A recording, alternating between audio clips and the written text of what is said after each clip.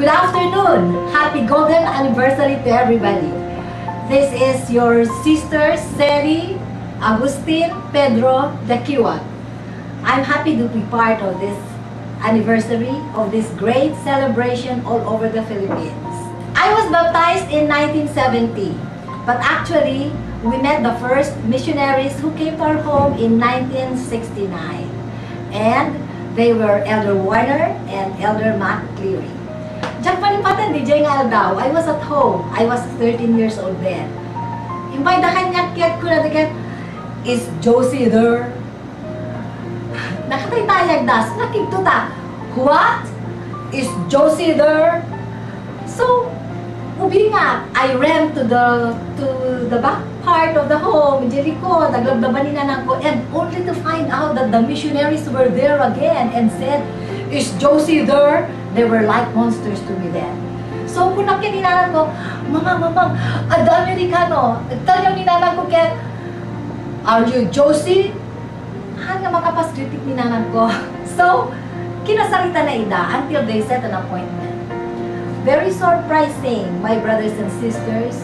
How come these two missionaries knew our home? How come they were looking for Josie?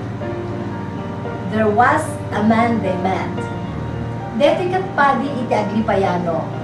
Han ko siguro kahit yung mga tinaganan. He was blind. Namit na yung missionaries.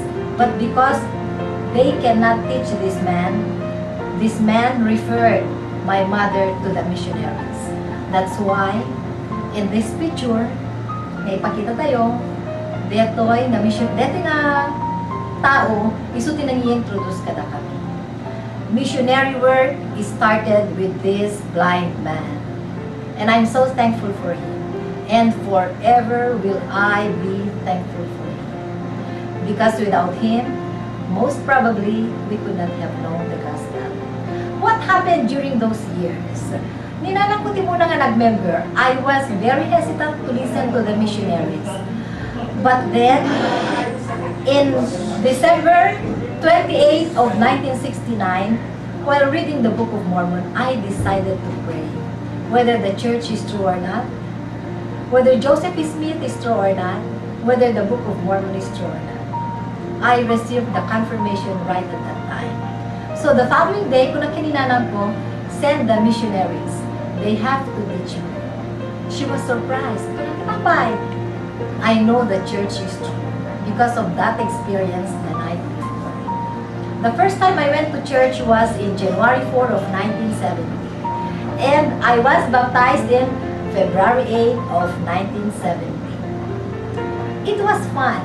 The first time when I panakit, there were only 10 people in the church, including me and the missionaries. The church, di ko at meeting house ket ito'y panganiban. Ito'y sango ito'y pichay lodging. Natakambingan ng ibang baga tayo. That was the place nga napanag. They were very new in that place. And to know that we cleaned that place, we painted that meeting house. That's why we called it the Chocolate House. In the whole of Laoag City during that time, nung kunang ket ijay Chocolate House, they knew it was the Mormon chapel or the Mormon meeting house. So, bijay itinangyari. We had fun during those days. Urino ba sitcom lang. I would like to start with primary. I was the first primary teacher in Laoag. Nakarigrigan, we had primary on Saturdays. But what had we been doing with the leaders of the church? Marieta Magapan was one of the primary children nga mapan mi dagasen. Sumapan mi dagasen ni Minerva nga Barawidan, ni Marieta, ni Venus nga Rafada, and the Dimakali children. And we would bring them all to church. Agkantada, ag-lesson kami, they had games, and they enjoyed primary during that time until primary was changed from Saturday to Sunday. Ket nakita mi nga adoy the experiences da nga napipintas. Venus was given the chance to give a talk in primary. Nakigtut ni Venus na itayong tayo papel na, di na ang muno pagbasaan na, at tumag-aas titulong. And I'm sure Venus will not forget that. That happened in primary. Another is seminary. Hindi kami noon una na, hanga Seminary Institute detoy, Seminary laeng, although combined all ages. Natay age yung institute itata, kasama kami dyan seminary. There was just one course, so titipon kam amin. Our first seminary teacher was Brother Flores. So ni Brother Flores siguro kaya makulitan kada kami. So habang ibagbaga nga dahil lang tinakulit itata, kulit kami met siguro idubing kami. Nauman sa ni Brother Flores kada kami. Something like manulang, awang paingatan ti 3 months, nag-give up ni Brother Flores kada kami. So they called another to teach us. It was Brother Ballesteros. Ngayon talaga siguro nga nakulit kami, iso nga naumapay ni Brother Ballesteros kada kami. However, because of our desire to move on and continue on with the seminary and finish the course, kan kami nga kinayat nga maibatan or kasi kami no awan teacher mi kanon, awan ti seminary. Narigat kami ton nga request manen, nga seminary kami. So, nakang magkaka-eskwelaan ti seminary idikwa, nagsasarita kami, nga magsapong agsingsingpet kami. However, the leaders and my classmates during that time decided that I take over the class. So, I taught in seminary while learning with them. I tell you, it was a marvelous experience with these young people of the church. I tell you, experiences we had when we would go to Dagupan, Baguio, Angeles for scripture chases. We would travel. Ure nagtutudo. I was very happy because while we were resting on the way, these seminary students would always practice their scriptures, would always do scripture chases. And they were always champions wherever they went. In fact, Brother Cleto was called a split of a second because he would take, and all of them, most of them, would take a scripture in a split of a second or a second. It was really wonderful. Those were days I will not forget. In seminary, nag-activity kami maminsan, nag-lesson kami kaya mapan kami di Floral Garden. They would do their assignments there. We practiced scripture chasing there, and they loved it. MIA. MIA was fun. We had lots of fun in MIA. Idiom uno na lang MIA namin, at titipon, manipod, ubing, aging ganap babaket. First members of the church, the Sister of Kawili, and who would not enjoy it because di kita yung ubing, magkayayam na kadakit, di ba baket, and they were really old during those days. But we enjoyed it until it became tay YMMIA, kakasya YWMMIA, until it became your young men, young women, and today you have your mutuals. So tay mutual tayo itata, DJ iti MIA mi, idion mo na. The only difference is, it is now, concentrated on the young people of the church. That makes the difference. We were talking about buildings. When we were at that, at Kawili building, we had our first Halloween party there at the Kawili building. And believe it or not, we in the church were first to have Halloween parties in Ilocos Norte. And we should be happy about that. We really love Halloween parties. We would invite neighbors and non-member friends, and they all loved it, and they always look forward to Halloween. Benji, when I was talking with him, wanted me to say something about Pulong Pilipinas. Pulong Pilipinas 75. We had a very nice experience going to Manila. Agbagbagyo idikwa. We were still in Ilocosol.